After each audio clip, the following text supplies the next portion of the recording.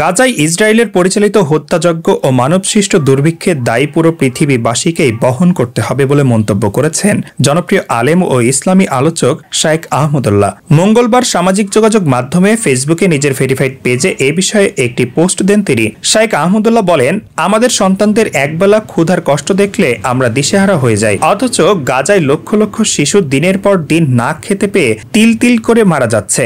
মানবতার ধ্বজাধারীরা এদিকে তাদের ওপর বোমা ফেলছে, আবার যারা বোমা থেকে বেঁচে যাচ্ছে তাদেরকে মারছে খাবারের কষ্ট দিয়ে। তিনি বলেন, এই বিপুল খাদ্য উপাদান ও খাদ্য অপচয়ের যুগে এই পৃথিবীর একটি ভূখণ্ডে কৃত্রিম দুর্ভিক্ষ সৃষ্টি করা হয়েছে।